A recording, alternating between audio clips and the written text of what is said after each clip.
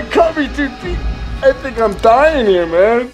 Welcome to the 3B Video Deep Cut Podcast. Watch a few movies, take a few notes. It was fun. All right. And here we are again, another bi-weekly podcast, the Deep Cut Podcast, with your hosts, Rotten Roger DeMarco and... Evil Dead Inks. My favorites, high-tech low-life in the back room. Mr. Remix, as always, on the ones and twos, sir. making sure everything sounds as good as humanly possible. And today, we are joined all the way from horror's hallowed grounds with our good buddy, Sean Clark. Hello. Hello. Hello. Our first guest. Am I the first? I'm the first guest ever. We've had some locals. No, we've had locals. Oh, they don't. I would don't classify this as a celebrity guest. Yes, you are our first celebrity guest. Oh, you guys are aiming low. You've done a lot for the horror community, man, and you were always on the list of if we could sit down and just shoot the shit for an hour with somebody, who would it be? And it's kind of a no-brainer with us because we're big into hanging out and watching horror docs, and every single one that we watch, you're there Like a cancer. Yes, but a good cancer, not a wicked bad cancer, a wicked good cancer. So we figured if we were going to have you on, we had to talk about Halloween because, it seems like that is your bread and butter. That is your baby. Everybody has a franchise that they love. And so why not talk Halloween 2 with the man? Absolutely, the Rob Zombie classic. Wait, we're not. Do not get my tech man started. Oh, we're not talking about the Robs. We're not doing Robs. Oh, the other one. Yes, The good one. The 1981 classic. Yes, for sure. I'll have to have you back for a bitch session about Halloween 2, where Remix tells us why it's good and we tell him why we don't like it. But Who likes it? my tech man, Mr. Remix, Oh. he enjoys it pretty much. You saying it's not a absolute classic piece of cinema? A bona fide. I don't know if I would go so far as to. It's a piece of cinema. Who doesn't love a cinema, 20-minute for sure. dream sequence? Yeah. It's a piece of cinema. There's no doubt. Yeah. I got nothing else for that. So obviously we're going to be talking about Rick Rosenthal's original Halloween 2. For my money, this and I know that Halloween 6 gets a lot of hate, but Halloween 2 and Halloween 6 are my favorites. They're my go-tos. So I don't know how both of you feel about Halloween 2, but I love this movie. Yeah, Halloween 2 is my second favorite in the entire franchise. I just think it's a great follow-up to the original. Love how it picks up right where the last one left off. Just a continuation of that night. It's not a better film than Halloween by any means. It's just giving us a little taste of, you want some more. Here's a little more. Obviously it was playing a little more to the slasher craze that was starting to happen with films like Friday 13th and stuff, and upping the gore ante and all that. Right. But it's a great little continuation. And if they had ended the franchise right there, I probably would have been quite content. Yeah, it definitely has it puts the bow on it. At the end of the movie, it's like, this is acceptable for the end of Loomis and for the end of Michael. Mm-hmm. Yeah, they probably should have, but there's a thing called money that they love. So let's keep doing it. Quoted all the time. It's the the line from Last Action Hero when Danny Manigan says, you can't die, not until the grosses go down. Yeah. And that's absolutely 100% the truth with Michael Myers. The You can't final kill the chapter. boogeyman. Yeah. The final chapter is always chapter 11. Absolutely. Well, I've been saying it for years. People keep asking me, about, when do you think they'll stop making them, blah, blah, blah, and this and that. And I've said it 100 times. The only thing that'll kill Michael Myers is the box office. Mm-hmm. I'll stop doing it when you stop laughing. Yeah. Shaun of the Dead reference, deep cut. Yeah, it'll be here long after all of us. That's for sure. They'll It just took keep... me a second to figure. I was like, "Oh, he's doing the monkey impersonation." I'm like, "Okay, I got it." Yes. Oh yeah. Yeah, that's one. That's You've all seen Every Which Way But Loose, right? Yeah, everybody loves Clyde. What? Because he can impersonate an orangutan? Fuck a doodle do. Yeah. So like you were saying, this does it. It does a great job of picking up where the first one left off, and I know you said that in your opinion this isn't a better movie than Halloween 1 by any means, but for whatever reason, whenever it's time for me to just binge watch the franchise or whatever, I always watch the films super out of order, and I tend to start with Halloween 2. I go like backwards. I'll do Halloween 2, then Halloween 1, and then I'll jump around to Halloween 6 and whatever, but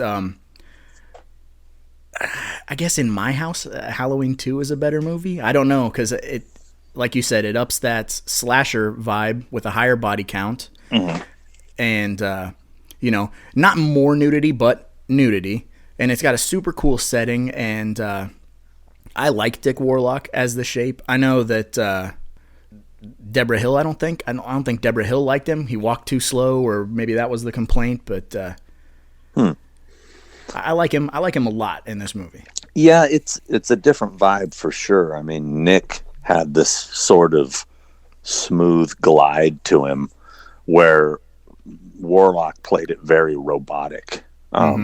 Especially when you look at the scenes of him like walking up and down stairs. Like that shot of him from low, looking up at him coming down the stairs, and he's literally facing forward, not looking down. Like when you're going down the stairs, you look down at your feet as you're going down. He was doing this very robot sort of thing. And I found it very creepy. I never really thought to myself as a kid when I saw the movie, like, he's walking different. That looks strange, Right. I don't know. I just thought it was creepy. And I like Warlock's Myers. I think he did a great job. I mean, he was a little short, but... How short is Warlock? Is he like 5'7", 5'8"? I want to say he's probably like 5'8", maybe. Okay. Maybe so I'm he's being wicked tall compared to me. Yeah, I'd be a great victim. Yeah, he wasn't that tall, and Nick was 6 foot. Right. Yeah, he might have been like 5'7". I don't know. What about you, Evil? As far as the Shape goes, which one is your favorite iteration of the Shape? I'm always torn to part 4, just because it's my OG for me. Really? That's your favorite Myers? It's just, it's my least favorite. It's mainly guided by nostalgia, because that's the one I started with. I actually went 4 and then went back to 1, 3, 2, 5, 6. So, yeah, I actually I gravitate mostly towards 4, but I do love 1, and part 2 I always kind of classify like True Lies for Arnold Schwarzenegger movies. I always forget about it until I watch it and realize, oh, this is fantastic.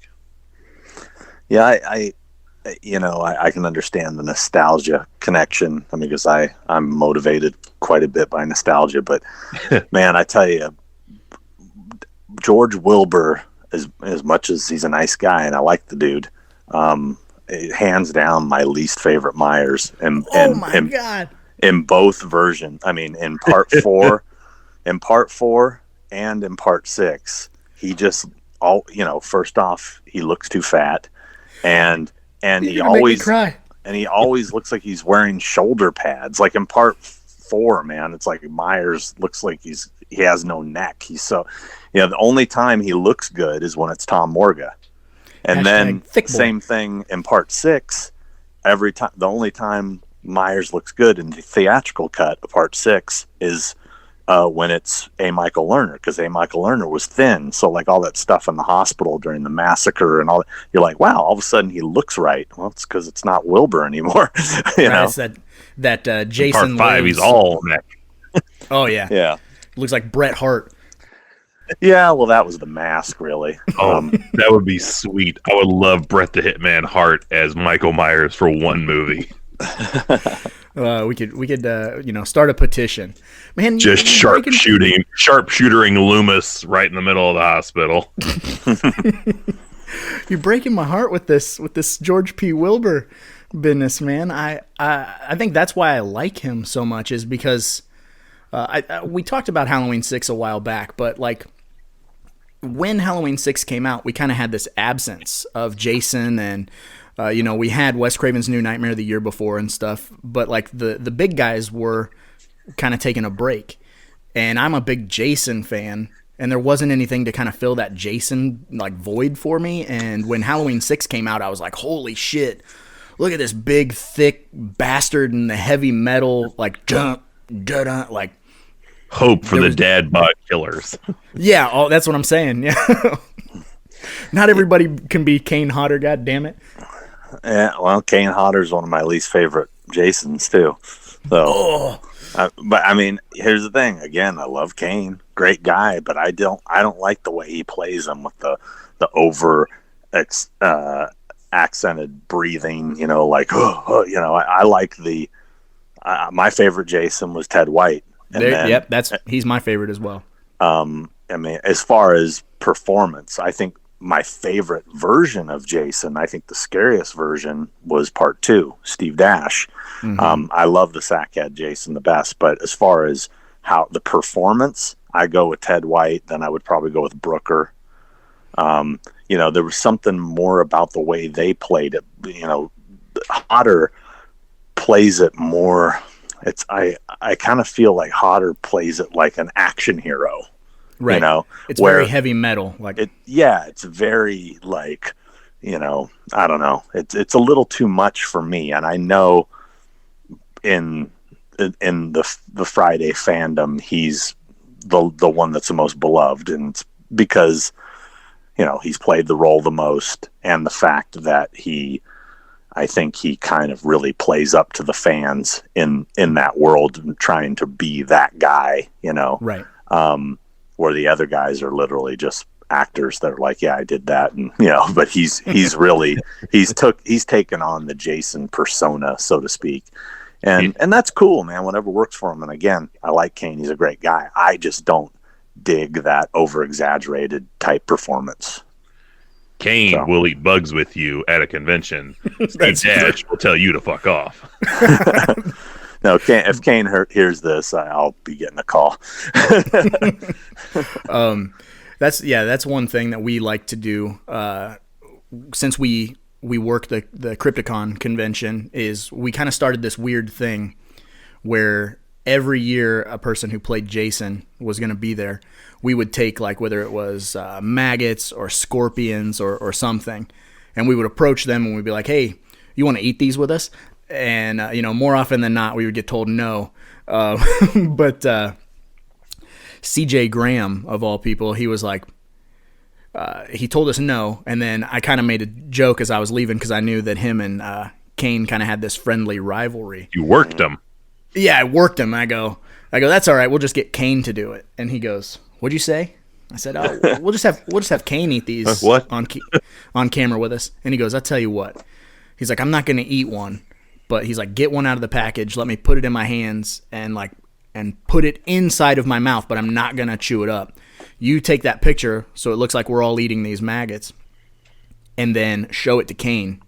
And Kane's so stupid, he'll eat a whole box of these things. And I was like, all right, bet. So we took the picture, and then, I held on to these mealworms for an extra 3 years. 3 years. So they were like, obviously they're dead, but they were like way past expired. Double expired.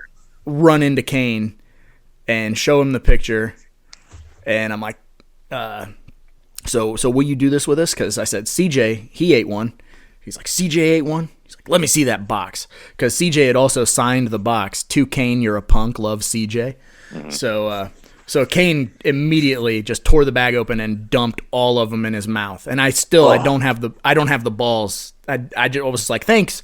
I didn't have the balls to tell Kane, we tricked you, and then, you know what I mean, run away. I damn near did, because I was standing there watching it, and I was like, all right, you ready for the fun part? And I could see this wave of panic deep inside Roger's eyes. I'm like, oh, you might kill him.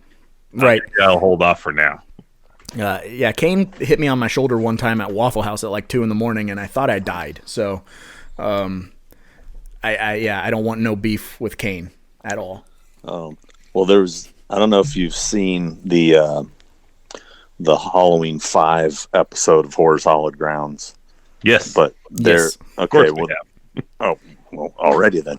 Well, there's the scene where we're talking about the part where he attacks Mikey in the parking lot, and he grabs him by the throat before he sticks the gardening tool in his head.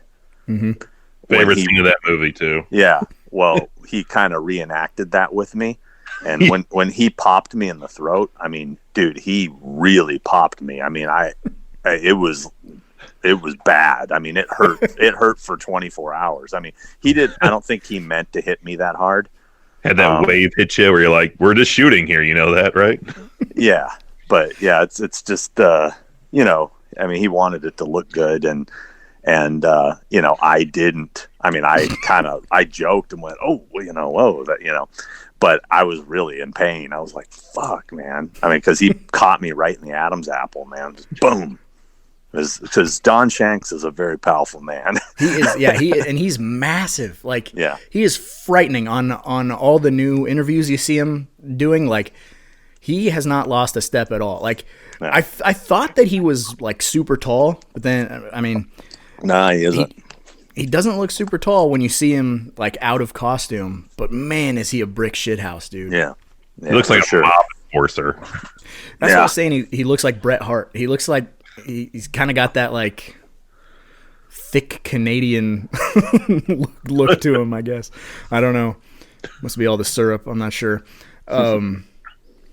See, this is how we do with the Deep Cut podcast. We said we're going to talk Halloween 2, and we just went everywhere because why We're not? going to talk Halloween 5. We're going to talk everything. Swerve, bro. So back to Halloween 2. That's what the young kids say. They say I don't know. But yeah, so if you had to pick a favorite kill from Halloween 2, what would it be? Oh boy, that's a tough one. Favorite kill from Halloween 2. There's some good ones in that. I would say probably Nurse Janet, or not Janet. Was it Jill? Jill. When she, because Janet was Pamela Susan Shoop. Jill was Tawny Moyer. When Jill gets stabbed in the back and lifted up off the ground. The infamous meme of the surprise finger in the butt. That is an excellent kill. Yeah, I'd have to go with that one. I never really liked the sauna kill. I mean, I liked the scene, for obvious reasons. Right. Couple of them. But I always thought, even as a kid, I was like, well, why isn't his hand blistering? It's in the same water, Right. But yeah, I mean that one's it's a good one, and obviously the Anna Alicia getting the needle in the side of the head. That's a good one. Yeah, but I think I'll go with the getting Jill in the back and elevated. Right on with the clogs dropping. Clogs dropping, little scalpel in the back. Hashtag clogs dropping. Evil, what about you for a favorite kill? It's not a kill, but this always sticks with me is the little kid with the razor blades going into the hospital. Oh, Jesus, yeah. That, I'm like, the legends are true. Ty Mitchell. Dude, I don't know if it's just me, but when I was a kid and had this on VHS, like maybe it was my Good Times VHS that was so grainy, I always thought that was just an ice cube in his mouth. And it wasn't until Blu-ray where I was like, holy fuck, that's a razor blade. Like, I was missed on me for 20 plus years. And then when that super awesome Blu-ray came out that had Terror in the Aisles on it, then I could finally tell that it was a razor blade. And I was like, my whole life is a lie. Like, did you guys ever recognize him as Ty Mitchell, the little kid from The Fog? Adrian Barbeau's son from The Fog. That was him. That is him. Awesome. Yeah. With the go and get the chunk of wood. Yeah. I never noticed. I did noticed that was a razor blade from Jump Street when we rented the tape, because that may have been one of the first, like, whoa, rewind that. I was like, what? Oh, good God Almighty! He's busted wide open in the mouth. Well, I saw it in the theater when it came out twice. So it was like a 10-foot razor blade. Yeah, so I knew right away what it was because it was clear. So probably all the bad VHS copies for years to follow, I was just like, oh, yeah, it's a razor blade, right? Because I saw it clear once or twice. Nice. I suppose for a favorite kill for me, I got to go with Mr. Garrett. I love that kill.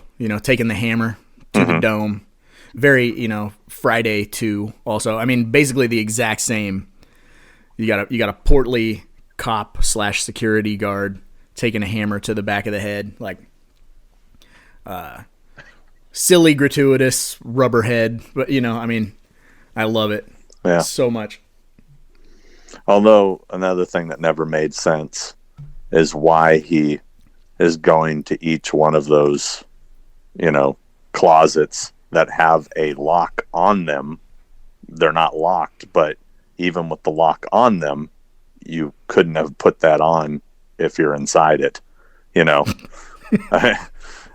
So it's like, who would you think would be in there? I don't know. I don't. Just Remix. What was the name of the gaffer that we were talking about earlier? Was it not Drain? Drain something. I was gonna shout out that crew member because he made that hospital super dark, which is one of the weirdest things that every time you see a horror movie set in a hospital, you're like, why is it so ungodly dark? Obviously, it's because it's tough to light a giant open corridor, but like a lot of hospitals are fucking dark like that. Like there's a lot of wings they just have not really operational for if the shit ever hits the fan. They do have a place that's ready, so I imagine that could have been a thing. It's like, well, this wing is not really in operation at the moment because we don't have a pandemic or emergency going on, so you can film over here. I've been in plenty of hospitals visiting friends and family and been getting lost in those damn maze tunnel places and be like, why is it so dark? And like, why am I in a Halloween movie all of a sudden in this damn hospital? But here's the thing. I haven't stayed overnight at many hospitals. So I'd like to, I have a decent bill of health, but where everyone's staying, like where Jamie Lee Curtis is staying, that hallway is so dark. And I don't know if is that a thing? Do they lower the lights in the hospital in the evening? So, I mean, not that I don't know. Right? Not really. Doesn't seem accurate. Currently, anyway. Does not seem. They almost don't want you to sleep in a hospital. They're like, nah, this ain't a place for comforter to get well. We're just here to keep you awake and annoy you. Right. Every 45 minutes come in and look at you. Which, that's another thing about this movie is Jamie Lee Curtis comes back, obviously, but this movie doesn't really have much to do with her other than the fact that Michael is coming there to get her. It's more so about Loomis in pursuit of Michael Myers. And I think maybe that's why I like this one more, is because it's more of him kind of chewing the scenery, and he gets to do the thing at the morgue, and he gets to run around crazy with a gun again, and fire a warning shot and all of that stuff. Like he just kills it in this movie. Yeah, it's I don't know. I really, the thing I think I was the most disappointed with the 2018 was the fact that they disregarded Halloween 2. I think that was a huge mistake, for many reasons, especially them basically trying to make it out like the brother sister thing was a rumor. I think that was a mistake because I liked that motivation, that's why he's after her, kind of unfinished business, killed one sister, wants to kill the next. Right. And I just feel like now, what motivation does he have to go after this woman 40 years later? It doesn't make any sense to me. And, I don't know. I liked that aspect, and I also liked the aspect, and they even kind of poke fun at it in the new movie, is that, yeah, I mean, he killed a couple people on Halloween night. That's not that big a deal. It wouldn't be something people would be talking about forever and talking about the boogeyman and this. If he slaughtered all those people and everybody in a hospital, okay, now that's something that for folklore, Right, because that'd be 15 people in one night as opposed to the 5 or whatever it is. It was even less than 5. It was like, let's see, there was like the mechanic. You had Annie, Rabbit in Bob, Red. PJ You got the Rabbit Souls. in Red lady. Rabbit Right, Red. or is that the mechanic? That's the mechanic. The mechanic. Yeah. So that's what, 4 people, right? Right. So PJ, Bob, Annie, and the mechanic. 4 people. There's nobody else, right? And Judith at the beginning. So I mean, yeah, but not that in was one night. But right, that was removed. Right. So, well, I'm sure you've seen Halloween Kills already because you're kind of in that world. But I cannot confirm nor deny if I Right. have. see, yeah. So I'm not gonna pick your brain on things that the general public shouldn't know. But from a fan standpoint, like I wouldn't mind 2 things. I wouldn't mind let's go back to the hospital for a while, and then let's get back out on the streets of Haddonfield. Like, to me, the best sequence in 2018, which we love, Halloween 2018, we talk about it all the time, is that sort of like motorized instinct of him bouncing from house to house. That long dolly shot or tracking shot, whatever you want to call it. That's the type of stuff that just, like, as soon as you see it, you just get goosebumps. You're like, he's back on the streets, bumping into people. Like, he's literally getting bumped into directions, and then just like, okay, I'm killing this person, then on to the next, and on to the next. And that's how I feel like it works with the Jamie Lee Curtis thing. It's like, he wouldn't have went out of his way to go to Jamie Lee Curtis, but he chased Allison to that location. Otherwise, it would have, he would have just kept going down the road after someone else. Yeah, well, I mean, there is that aspect that you can say, yeah, Dr. Sartain is the one who actually pushed him in that direction. But I think the Dr. Sartain thing is the worst thing in that movie. I just think that whole scene is just ridiculous, from him putting on the mask and us trying to believe that a guy who's been shot and only has use of one arm and who's an old man was able to get giant Michael Myers off the ground and drag him and put him in the backseat of a cop car. I'm sorry, I'm not buying that. Even if he had use of That's both the beauty arms, of a he wouldn't have been able to- Yeah. Right? Yeah. But yeah, that's just my opinion on that. I think 2018 has flaws, but I think it is probably, it's got back on track, I think, at least. Right.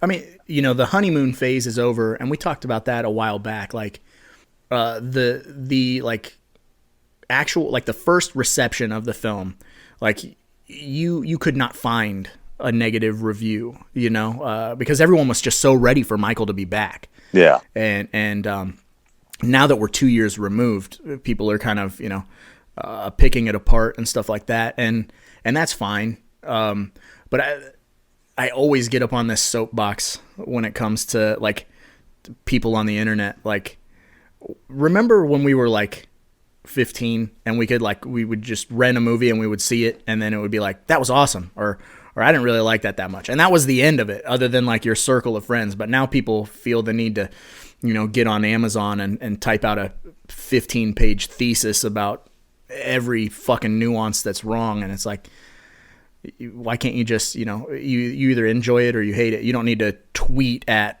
Nick Castle and call him an asshole or whatever. You know what I mean? Like, Well, like my good friend Chris Nelson likes to say, shut up and eat your popcorn. fucking A. Maybe a banh mi sandwich filled with popcorn. That sounds disgusting. I'm not going to eat that. Yeah. So how would you feel if talking a brief second more on the 2018 movie? How would you feel if on that journey into the backwoods of Jamie Lee Curtis's survival bunker, Michael runs into Earl and the bar posse from Halloween 4. That would be interesting. There's got to be there has to be a a truck full of rednecks gunning for Michael Myers in the new movie. There just has to be. I would love if that was a continual thing throughout the series. If somebody else from the Tramer family is accidentally murdered somehow in each movie. Hashtag justice for Ben Tramer. I think it should be the family of Ted Hostetler. It should be them going out. They want revenge. They want revenge on the posse and Michael that created the posse. Oh, so. Ted Hollister. Christ. I was thinking Hostetler. Yeah, Hollister. Sorry, my bad. Hochstetter. That's a sorority house massacre 2 reference. Old Hochstetter. Deep cut. Holy shit. Ted Hollister. Yep. Poor Ted Hollister. I always thought that scene when Allison runs through the woods and bumps into all the mannequins, the way that it does those zooms on the mannequins and it's real like frenetic. I always felt like tourist trappy. I felt like that was a nod to like this is how Rob Zombie makes Halloween. I don't know why. I was just like, here's your little like 12 seconds of Rob Zombie's universe, like these weird. I don't think that was their Rob intention Zombie at all. cannot do anything in only 12 seconds. Yeah, except for 14 minutes. He can do that. That's about it. That was another thing that I thought was pretty far-fetched. It's like, okay, so again, Michael Myers attacked you and killed a couple of your friends on Halloween 40 years ago, and you've been building a fucking bunker and an arsenal and all the, you've been preparing this thing. Why? He only came after you. I mean, he didn't even really come after you hard just one time. Again, had he tracked you to the hospital and went out, then I could see you being more disturbed and maybe more pushed in that direction. But them taking away the part 2 element, I think, made all that stuff less believable, Right. And another thing, because I just rewatched 2018 the other night with a friend who hadn't seen it. And it's like, why does she wait until like the last second to turn on those giant lights outside? I mean, it's pitch dark out there the whole time. Her son-in-law gets killed. Now she's going to turn the lights on. Well, and there is an alternate ending, correct, where the battle takes place outside? Yes. Okay. So, which I'm confused why that wasn't included on the Blu-ray or DVD or anything, but no idea. I would love to see that alternate ending, but I have some theories, and I've been called a loon on the interwebs for calling it the interwebs. The interwebs, yes. But here's my theory, and I feel we'll see when the new Halloween comes out, but it's alluded to that Sartan had something to do with that bus crash, but I think Lori caused the bus crash, and she was going to shoot Michael when he came out, but she chickened out and she ran away. And I made a video about that like the day after Halloween 2018 came out, and the internet like attacked me. They're like, "You're a fucking idiot." I'm like, I feel like it was pushing you in that direction. Like, she's sitting outside, in her truck with her gun, and it seems like that would be the type of thing they would reveal in the next movie. Like, oh, it really was me. Sorry, I fucked this all up, and Yeah, that's an interesting idea, and definitely plausible. I can't say yes or no if anything like that. I signed a NDA, so I can't talk about the movie in any way. Even if you're completely wrong, I can't say it. But but right. Yeah, exactly. But you'll find out hopefully next October. Yeah, I'm so ready. I hope they just return to the Curtis bunker, and she's just in the time since, like, say some time has passed between Halloween and Halloween Kills, that she just goes full John Rambo and sets up a whole tunnel system underneath the house. Well, She it's dared funny you load. say that because her tunnel system does hook up to John Rambo's tunnel system, and John Rambo makes an appearance in the new film. Nice. So, And they cross paths with Derek Mears' Jason as well. I don't know about that, but so Yeah, we Jason this says guy. 'cause Lori's tapped into the power grid that's running Camp Crystal Lake's floodlights. Yeah, that'd be funny though. She turns those lights on. They showed like a shot of the city, and the city just goes. It just goes dark. Like she just sucked all the power out. And there should be a whole movie about her The building neighbor the 4 bunker. miles down the road being like, "Why is our electric bill $388?" $388. That's nothing. Wouldn't that be great though? A whole movie of her building that whole bunker and like having a guy. So you want me to do? You want bars to like cell bars to like shoot to cover this? I think that's a code violation, to be honest with you. And all the shit she has to go through to make that happen. My I would friend watch Abraham that. Lincoln and his friend said you wouldn't mind doing that for me, though. Yeah. Doesn't have to be up to code. All the sexual Look where it is. favors she has to give to get these things done, and it's like, it could get dark. It could. I would watch that movie. Yeah. I 100%. That's one of the things that we like to do is like interject a little bit of weird reality into these situations, and that's a perfect example of like, who did she hire, and what was that conversation like? Because I would love to be a fly on the wall for that. Like, Yeah. I want I all need these a gas remote lines. control. I In want a every remote room of the control house. that moves this. This. What are those things called? The things in the kitchen. Kitchen Island. Island. Yeah, I want a remote control that moves my island, goes into my secret basement, with crazy like security bars that like will trap someone. Yeah. Also, like that whole island thing, which I love, but like they really make Michael out to be like kind of a fucking idiot there in that. How many times do they got to open that, close that, open that, close it? Like, I'm going to go up, I'm going to go down, I'm going to open it, I'm going to look out. Like, and he hears it, and it takes him fucking 10 minutes to be like, all right, this is like to find it. Like, Yeah. man, And they're shooting me through the floor. That means they're down there. How do I get down there?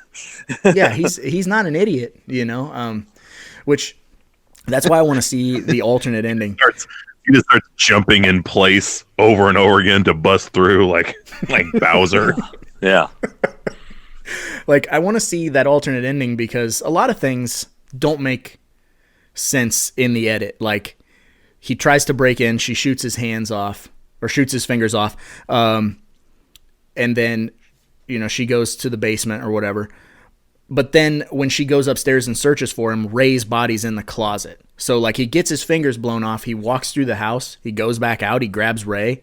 He brings Ray upstairs and sticks him in the closet. Like, and he's got that jingly wind chime attached to him or whatever the fuck that thing is, the bell. And no one hears it. Like clinkety clink clink clink as he's dragging that asshole upstairs. Well, I thought about that same thing too. It's like when he snuck up behind him to kill him, wouldn't he have heard those bells? I mean, how did Michael like mute all those bells to sneak up behind him?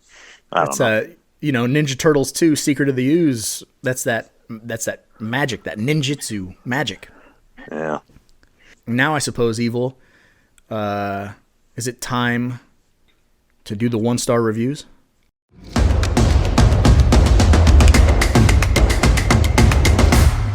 Hated it. Even though we spent a majority of the time discussing Halloween Not 2018. talking Halloween 2. So let's talk about people who didn't like Halloween 2 back in the day. All right. Perfect segue. All right. A lot of people love this movie, so 1 stars were kind of hard to come by. So I got a few of them and a couple of old favorites around the 3B video establishment. So first one is from Island on June 16th, 2020. Please refund. I did not order this. Those are my favorite. Oh, Almost Jesus. every movie we do, there's at least a couple of people going, I didn't buy this. I don't know why I have this. This is here. Like, and I always say, if you didn't order a movie, if you didn't order Halloween 2, but you open up your front door and there's a copy of Halloween 2, just say thank you. You know, you don't need to be upset about that. Just enjoy the fact that you got I like Halloween that. 2. What do you think of the movie? Oh, the movie's fucking awesome, but I didn't want to buy it, so 1 star. 1 star. Fuck you. Wow. Which fits with our next one from Ebony Reese on January 21st, 2020. 1 star. I never ordered this movie. Is that all she had to say? She never ordered this movie? Yeah, that's all she had to say. Didn't order All this right. movie.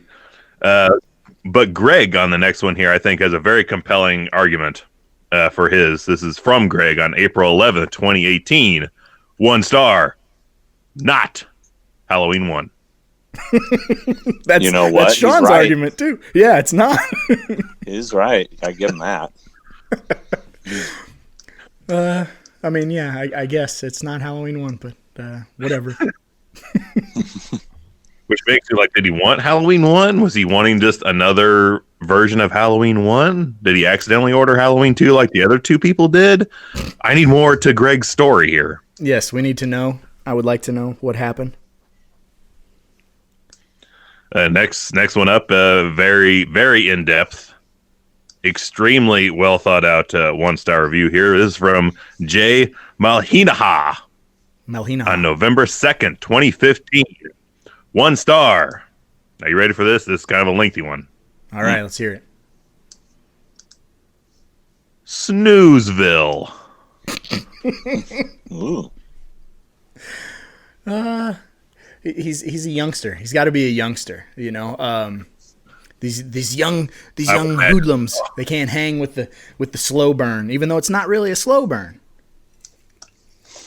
Wow.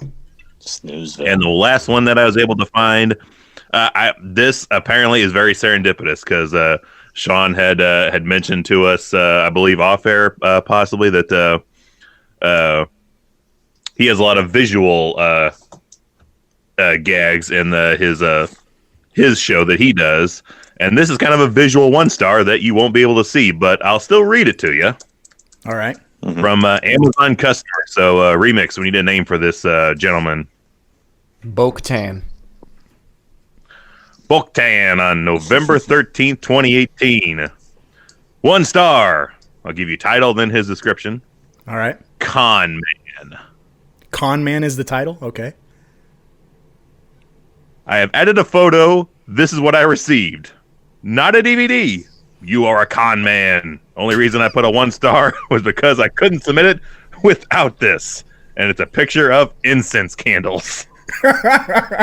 Wow.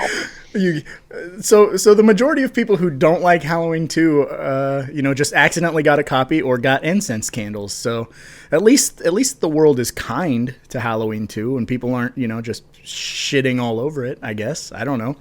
And the picture looks like 3 boxes of incense candles, and the boxes look to be white, dark orange, and a light orange. So maybe they're pumpkin scented candles, at least, maybe. Maybe. Pumpkin and blood. But with that being said, we're done with the Amazon 1 star reviews. So you know what that means. It's time to play the game. I know you don't know. Time to play the game. Time to play the game. Yeah, you play it. You don't know what death is.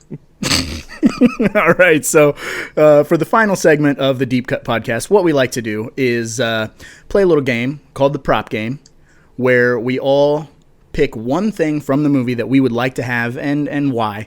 And it cannot be an obvious choice. So, obviously for Halloween, you can't say, I want the mask. That's just forbidden. You can't do it. Don't even try. You got to pick something. That's a deep cut.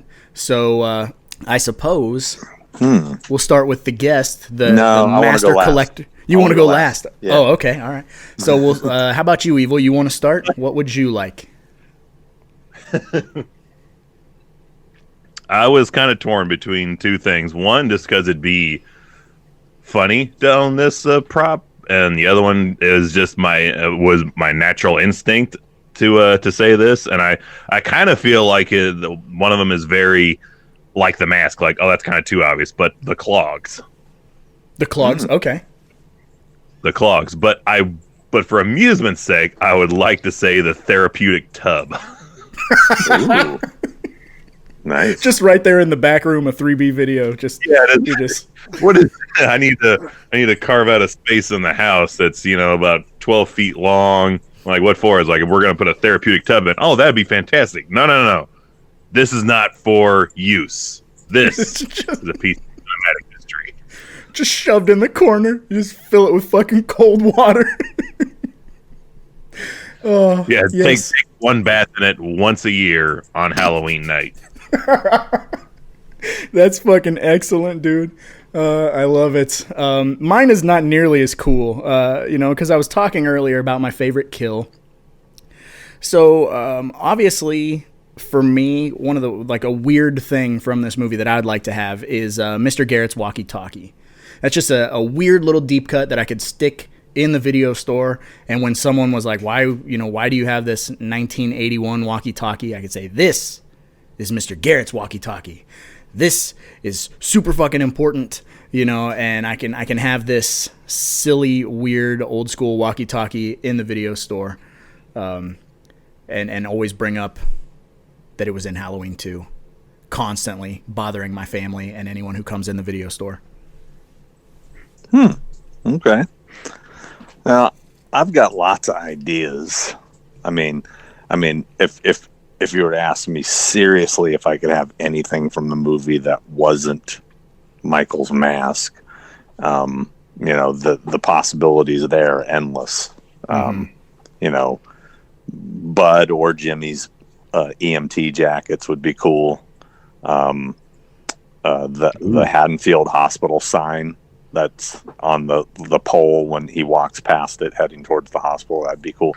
There's lots of things like that, but if you want to start getting more silly, how about the Boombox Boys boombox? Oh, that's excellent. Very nice. That would be kind of fun. Or Mrs. Elrod's ham. Nice. It's all moldy and shit. Yeah. I already got the cutting board, so I got to have the ham to go with it. There you go. What about the jar of mustard or whatever? Oh, yeah. See, that would be cool because then I could display it on the cutting board. I can put mustard, Yes. or how about some mayonnaise? You want some mayonnaise on your sandwich? Usually, Yeah, you would have to just go buy a ham and then cover it in resin so it never rots. So you have a perfect Halloween 2 ham sandwich display forever. I have no doubt that whatever fake blood they used probably stained that cutting board, but over time it was used for so long that it if you look at it in person, it's beveled, because it's basically been worn down. Were you able to get that cutting board? Did you take that home? I can't remember in your episode. That's what I thought. Got it signed too.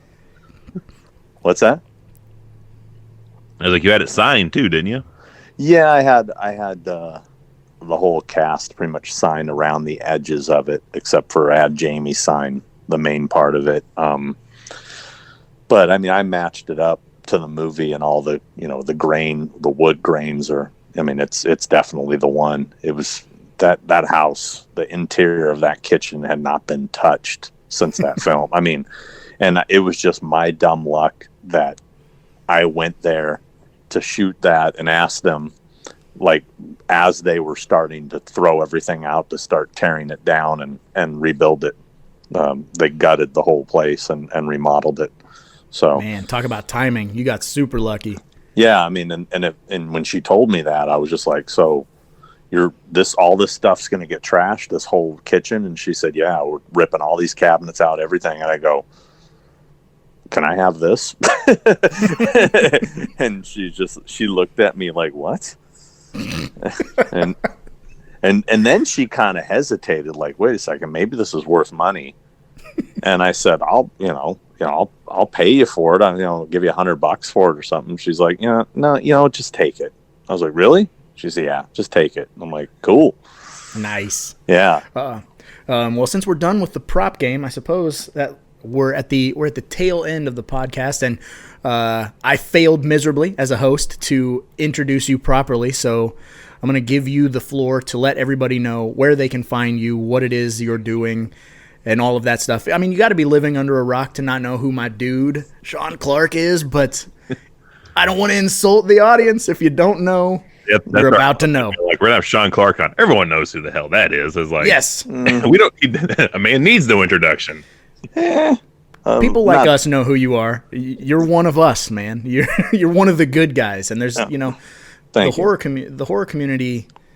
There's some sneaky, underhanded. There's some fuckery afoot. But you're one of the good guys, and every chance we get to bend your ear a little bit at conventions or whatever it is, we always look forward to it. So. Yeah. Everyone sees the guests coming in for conventions and stuff, and Raj is the one messaging me, being like, "Sean's here. He's actually here. He's here. He's here." I'm like, oh shit! Like, forget all these other people. We get to see Sean. Yes, exposing the fanboyism. I definitely look up to you a lot. So, wow. It was a no-brainer to have. You and Steve Barton are like two of my favorite people in the entire world. So. Steve Barton. I love me some Stevie B, man. I talk to him quite a bit because he changed his whole life with the weight loss and whatnot. So he's a definite inspiration. No, Steve is one of the good guys, good friend, aka Uncle Creepy for those that don't know. Mm-hmm. Love Steve. Don't see him that much anymore. Used to see him often, but it's been a while since I've seen him. In fact, I don't know if I've seen Skinny Steve yet. I mean, I've seen pictures, but I don't know if I've actually. You haven't got to embrace him, give him a squeeze. Yeah, that's going to be weird. But but as far as who I am, I've at the bottom line, just a fan that got lucky. I host and created Horror's Hallowed Grounds, which is the show I do. Still working on it. Got some new episodes coming. I'm working on right now. Oh God, it's weird. During this pandemic, I started doing them myself because I didn't want to have to. Well, first off, the guys I do it with, Andrew Cash and Buzz Wallach, they both have real lives now and careers, and they're, as much as they still love to do it and wish they had the time to do it, they just don't like we used to. Right. And, I've learned how to edit now and stuff. I mean, even though I've always been a good editor, I always edited the episodes with them. It was pretty much me saying, hey, put this here, do that there, and don't cut that out. But I just never knew how to actually work the software. Well, now I've learned how to do that, and I've been doing that. And so it's like, well, the only other thing is I need somebody to film it. Well, fuck it. I'll just film myself, selfie style. So, you definitely adapt with the pandemic. So it's you got to do what you got to do. It's not as pro as it was, but you know what? If I'm gonna put up free content on YouTube, you get what you pay for. It's free. So it's finally time to satisfy Mr. Rustler and tackle Nightmare 2 then? Well, we'll see. We've been talking about doing a Thrashing episode, so we'll probably do that first. If you're familiar with that movie Thrashing, the 80s skateboard movie. I don't know Thrashing. You guys don't know Thrashing? No, but I can't. Ooh, man. Robert Rustler, Josh Brolin. It's a classic. You should look it up. I will, yeah. So, yeah, I kind of branched out and started Hollywood's Hallowed Grounds so I could do non-horror films as well. I recently did Dazed and Confused and Bill and Ted's Excellent Adventure. Nice. And I'm working on Fast Times at Ridgemont High. And as far as horror, I'm in the works, Killer Clowns from Outer Space, Lost Boys, Reanimator, Halloween H2O, and believe it or not, Rob Zombie's Halloween. Oh, yeah. Remix will be super happy. Yeah. Just So, a yard. I mean, it's funny is, I don't know if you guys follow Adam the Woo. He's a Yeah. friend of mine. He did the tour of Slashback Video a while, a few years ago, maybe. Well, he called me up and said, "Hey, man, I'm gonna do Rob Zombie's Halloween, and I'd love for you to do it with me." And I'm like, "Well, that's weird because I was prepping to do Rob Zombie's Halloween." And I said, "Well, look, check it out. The way he does things, he shoots stuff, and he literally edits it that night and puts it up the next day." So I said, what I'll do is I'll go with you. I'll be in it. We'll do it. But I'll shoot my own version while I'm there. And then, it's probably going to take me a couple months before I get my version done. Because I'm very not, his stuff is a lot more quick and dirty. I'm more thorough and try to, add in movie clips and stuff like that. He doesn't do any of that. So, and you obviously, you write a couple of your segues, so you can not forget that you're going to throw in that movie line or that joke. So actually, you approach I don't. it very much. I don't. Oh, you don't? No, in fact, I don't write anything. I wing everything I do. Everything that we've done has been literally thought up on the spot. Holy shit. Nice. Yeah. It's just like, I just kind of feel, I've always felt that way, especially even when it comes to when I was a journalist and I interviewed people, back when I was writing for Dread Central or the Horror Channel or Bloody Disgusting, I never wrote down questions. I always just went off the top of my head because I felt like it was just more, it just comes off more natural. And that was the other thing. Like when I would do interviews, people would say, "Oh, can we get the questions ahead of time?" And I'd be like, "No." Right. Because it's going to be very organic, Yeah. And I would tell them, I'd say, look, the reason why is because I want their reactions to be natural. I don't want it to be thought out and fake. So anyway, it kind of got off the subject there. Yeah, Horrors Holograms, that's my thing. Convention All Stars is the company I own and run, which we book celebrities into conventions. And then, now I'm doing the podcast with Christopher Nelson, The Thing with Two Heads. And I've been doing this thing. I was calling it the Daily Collection, but I just changed it to the Collection because I couldn't do it daily. So basically it's where I just spotlight a collectible in my collection and talk about it and, kind of leaning more toward film props and stuff, but I'm doing toys and stuff like that.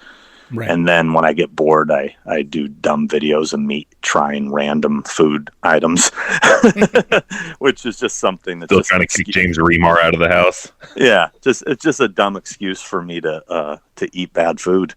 But yeah, so my channel on YouTube is Malfunction, MALFUNCSEAN. I should probably come up with a better name. I think I'm hurting myself using that name because I think people have a hard time figuring it out. I don't know, but that was trademark. Own it. I'll make sure that I put links in the description of the podcasts so everyone can find you, and all of that business. Or find out how to avoid me, whatever works for them. Oh man. But on that note, I just want to say, thank you for coming on and shooting the random shit with us for an hour. It was awesome. And hopefully all of this bullshit clears up and we'll see you at Crypticon next year. I certainly hope so. It'd be nice to get back out there and, see the people. I would be lying if I didn't say I've extremely enjoyed this pandemic in the sense of that I needed a break because I've been doing the convention thing for over 10 years, traveling almost every weekend. And it's been nice just to sit at home and watch movies and have fun. Right. So I feel a little guilty when I say that because I know there's people that are, on hard times and not everybody can afford to take a year off. But for me, it's been a much needed vacation. Right. And if it wasn't for this, my YouTube channel wouldn't exist and on all this new content. I mean, this all happened because of this, Right. Yeah, this pandemic kind of pushed us in a weird direction as well with doing voice acting and recording. We're working on a cartoon series for our channel, and we're actually filming a movie in June, but this pandemic allowed us to take the time to write the script and, get all the casting and do all of that stuff and get all the effects stuff prepped. Otherwise, we wouldn't have all of this extra time to put into weird projects. What's strange is I'm one of these people that I can't sleep. I have a sleeping disorder as it is, but if I know I have to get up early and I set my alarm, I never sleep till the alarm comes on. I usually wake up right before it or a little bit before it because it's just my body anticipating it. And this morning I woke up at like 7 a.m. and I'd set my alarm for 7:30 to do, your guys' deal here. Mm-hmm. And I woke up and I immediately, an idea popped in my head for a short film, like a cool short story idea that I just laid there and went over in my head over and over. And I haven't done that in a while. I used to write quite a bit. I wrote that Black Waters of Echoes Pond movie and stuff, but I hadn't really written. But this cool idea popped in my head, and I was like, oh, I want to make that. So I'm actually, that might be in the next project. I might try to shoot a little short film. Nice.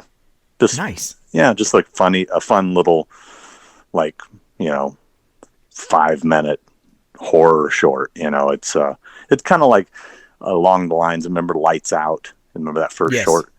Something along those lines of quick and just a cool idea. Something popped in my head this morning. I was like, yeah, I think I might do that. That might be fun. So we'll see. It could suck. Feed the fire, man. Just make something. It doesn't matter. Just create. That's what we've been doing this whole time. It's like, just keep working, because otherwise you go nuts if you don't have some kind of task. Yeah, for sure. But Evil, you got anything you want to say before we wrap this bad boy up? No, I've just been enjoying listening to the conversation. Just sitting back and taking it easy today. All right. Well, once again, thank you for joining us, and I will make sure I direct everybody to you. And I suppose we'll see you guys in 2 weeks. Police are searching the entire area for a mental patient who escaped last night from the Smiths Grovewarn County Sanitarium.